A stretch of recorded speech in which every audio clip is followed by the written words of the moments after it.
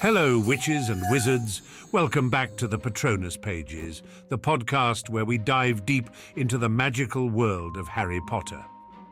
Today, we have some thrilling news and updates about the upcoming HBO adaptation of our favorite wizarding saga. First off, let's talk about the big picture. As most of you probably already know, HBO and Warner Brothers have officially announced that they're bringing J.K. Rowling's 7-book masterpiece to life once again, but this time as a television series. This is monumental news for the Wizarding World fandom, and there's so much to unpack. So what do we know about the series so far? The announcement confirmed that the new show aims to be a faithful adaptation of the original books. Unlike the films, which had to condense complex storylines into a couple of hours, the TV format allows for a more in-depth exploration of characters, plots, and subplots. Each season is expected to cover one book, giving the narrative ample time to breathe and develop. This means we'll get to see beloved scenes and characters that didn't make it into the movies. Remember the intricacies of the House Elf Liberation Front with Spew, or the detailed background of the Marauders, James Potter, Sirius Black, Remus Lupin, and Peter Pettigrew. These are the kinds of details that could finally get the attention they deserve. While HBO has not officially announced the showrunners, there are strong indications that seasoned producers and writers experienced in handling epic sagas are being considered. Names like Steve Kloves, who wrote most of the original Harry Potter screenplays, have been floated in discussions. The involvement of top-tier talent behind the scenes is crucial for a project of this scale. J.K. Rowling is also expected to have a role in the production, ensuring that the series stays true to her original vision. Given HBO's track record with high-quality productions like Game of Thrones and His Dark Materials, we can anticipate a show with impressive production values, from set designs and special effects to costumes and musical scores. As for the release date, no official timeline has been provided yet. However, industry experts speculate that the series could premiere as early as 2025, depending on how quickly casting and production come together. Filming such an extensive series is a massive undertaking, especially when you consider the need for elaborate sets like Hogwarts, Diagon Alley, and the Ministry of Magic. An open casting call earlier this fall sought fresh faces for the iconic roles of Harry, Hermione, and Ron. This approach suggests that the producers are looking to discover new talent who can bring a fresh energy to these beloved characters. It's an exciting prospect, both for aspiring actors and fans eager to see new interpretations. The announcement has stirred a mix of excitement and cautious optimism among fans. On one hand, there's enthusiasm about the potential to delve deeper into the wizarding world. On the other, some fans are concerned about whether the new series can capture the magic of the original films. However, the general consensus seems to be hopeful. The opportunity to see more of the wizarding world, explore untold stories, and spend more time with favorite characters is a tantalizing prospect. Now, onto the latest buzz that's electrifying the internet, the potential casting of Professor Albus Dumbledore. Sources have hinted that Warner Brothers is eyeing none other than Mark Rylance for this pivotal role. For those who might not be familiar with his work, let's delve into who Mark Rylance is and why this could be a great casting choice. Mark Rylance was born on January 18, 1960, in Ashford, Kent, England. His parents, both teachers, moved the family to the United States in 1962, where his father taught English in Connecticut and later in Wisconsin. Rylance developed a passion for acting early on, performing in school plays and community theatre. He returned to England to pursue formal training in acting, studying at the prestigious Royal Academy of Dramatic Art in London. His early career was deeply rooted in theatre, particularly in Shakespearean plays. Rylance became the first artistic director of Shakespeare's Globe Theatre in London from 1995 to 2005. During his tenure, he was instrumental in reviving interest in authentic Shakespearean performance. He has won multiple Olivier Awards and Tony Awards for his stage performances, including roles in Jerusalem, Boeing, and Twelfth Night. His profound understanding of complex characters and his ability to convey deep emotion make him a standout performer on stage. In addition to his theatre work, Mark Rylance has made significant strides in film and television. One of his most notable roles was in the 2015 film Bridge of Spies, directed by Steven Spielberg. In Bridge of Spies, Rylance played Rudolf Abel, a Soviet spy arrested in the United States during the Cold War. His understated yet powerful performance earned him the Academy Award for Best Supporting Actor in 2016. Critics praised his ability to bring humanity and depth to a character that could have easily been one-dimensional. The film itself holds a strong rating, with a 91% approval on Rotten Tomatoes and a 7.6 out of 10 on IMDb. Rylance's performance was a standout, and his Oscar win cemented his reputation as one of the finest actors of his generation. Rylance continued his collaboration with Spielberg in The BFG, 2016, where he played the big friendly giant in this adaptation of Roald Dahl's beloved children's book. The film was well received for its visual effects and Rylance's heartfelt portrayal of the gentle giant.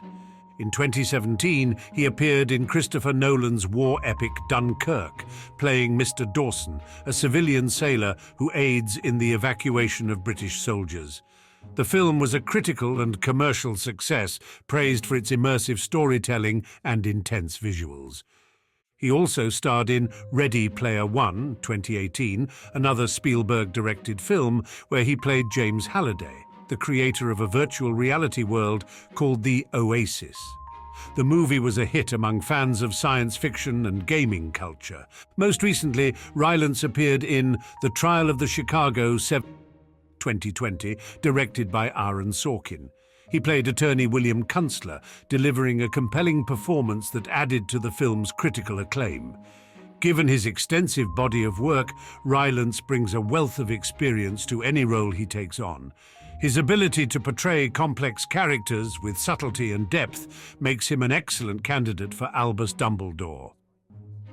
Dumbledore is a character of immense wisdom, warmth, and at times enigmatic intentions.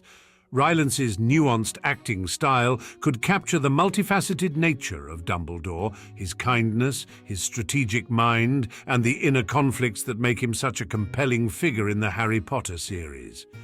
I have to say, I'm thrilled about this potential casting choice. Mark Rylance isn't a Hollywood superstar in the traditional sense, and that's precisely why I think he's perfect for Dumbledore. His relative anonymity to mainstream audiences allows us to see Dumbledore, not the actor playing him. It avoids the pitfall of typecasting and lets the character's wisdom and complexity shine through unfiltered.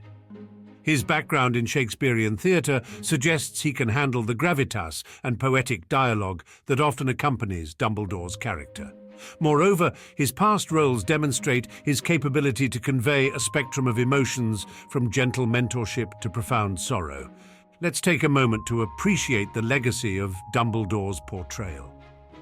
Richard Harris, who originally embodied the character in the first two films, brought a gentle and almost grandfatherly presence to the role. After his passing, Michael Gambon took over, offering a more dynamic and, at times, sterner interpretation. Mark Rylance's age and acting style position him to blend these previous portrayals while adding his unique touch. At 63, he is approximately the same age Richard Harris was when he first took on the role. Rylance could capture Dumbledore's warmth, wisdom, and the subtle complexities that make him such an intriguing figure. There were also rumors circulating about Idris Elba being considered for Dumbledore. Idris Elba is an exceptional actor with a commanding screen presence, known for roles in Luther and Thor. While I have immense respect for his work and believe he brings tremendous talent to any project, I feel that Mark Rylance might be a closer fit for Dumbledore as described in the books. Staying true to the source material is crucial for a project aiming to be a faithful adaptation. The character descriptions and backgrounds play a significant role in how fans connect with the story. Casting actors who align closely with the original character portrayals can enhance the authenticity of the series. With the Dumbledore casting news stirring excitement, speculation is mounting about who will play other iconic roles like Professor McGonagall, Severus Snape, and even Lord Voldemort. There's talk that the producers are considering a mix of seasoned actors and fresh talent to create a dynamic ensemble cast. The series is projected to span 7 seasons, each presumably covering one book. This long-term commitment suggests that the actors chosen will become the new faces of these beloved characters for years to come. It's a significant undertaking, both for the cast and the fans, but one that holds incredible potential for storytelling. In addition to the main series, there's talk of Wizards of Baking, a new culinary-themed competition show produced by Warner Horizon Television. Imagine the Great British Bake Off, but with a magical twist. Contestants might be challenged to create spellbinding desserts and enchanting treats inspired by the wizarding world. This show could be a delightful way to expand the universe in a fun and accessible manner. It's part of Warner Brothers' strategy to re-energize and broaden the Harry Potter franchise across various media platforms. Warner Brothers has also hinted at more TV series, immersive video games, and exciting new attractions for their theme parks worldwide. For gamers, this could mean more adventures like Hogwarts Legacy, allowing players to experience the magic firsthand.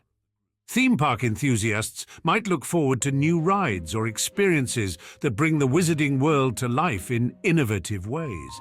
It's clear they're investing heavily in rejuvenating the franchise, aiming to captivate both longtime fans and a new generation of viewers. This multifaceted approach ensures that there's something for everyone, whether you're a die-hard Potterhead or new to the series. So what do you all think about these developments? Are you excited about the prospect of a more in-depth, faithful adaptation of the Harry Potter books? How do you feel about Mark Rylance potentially playing Dumbledore?